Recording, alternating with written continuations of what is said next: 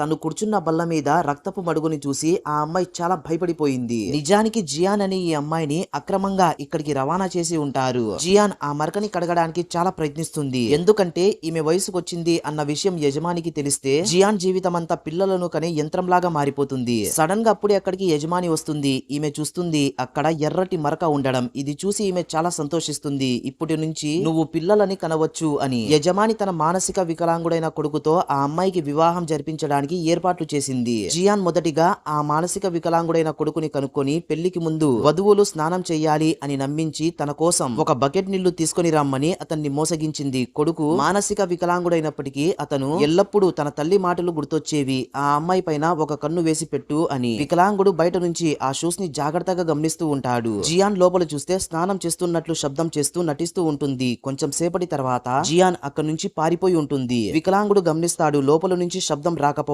దీంతో ఇతను లోపలికి వెళ్లి చూస్తాడు. జియాన్ అక్కడి నుంచి పారిపోయి ఉంటుంది. వికలాంగుడు గట్టిగా అరుస్తాడు పెళ్లి కూతురు పారిపోయిందని. ఊరి ప్రజలు వేట కుక్కలని తీసుకొని జియాన్ కోసం వెతుకుతూ ఉంటారు. ఈమె చూస్తే ఇక్కడ నది ఒడ్డుకు చేరుకుని ఉంటుంది. ఈమె ఈ నదిని క్రాస్ చేస్తే ఇక్కడ నుంచి పారిపోవచ్చు. సడన్ గా అప్పుడే జియాన్ కాలుకి గాయం అవుతుంది. ఇంకా వీళ్ళు కూడా ఆమెను చూసేస్తారు. జియాన్ ని వలతో పట్టుకొని ఇంకా ఒక కుక్కల బోన్లో బంధిస్తారు. జియాన్ బతిమాలుతూ ఉంటుంది ప్లీజ్ నన్ను విడిచిపెట్టండి ఇంటికి వెళ్ళాలి అని. కానీ ఎవ్వరు కూడా ఈమె మాటలని పట్టించుకోరు. నెక్స్ట్ పార్ట్ కోసం ఒక లైక్ వేసుకోండి.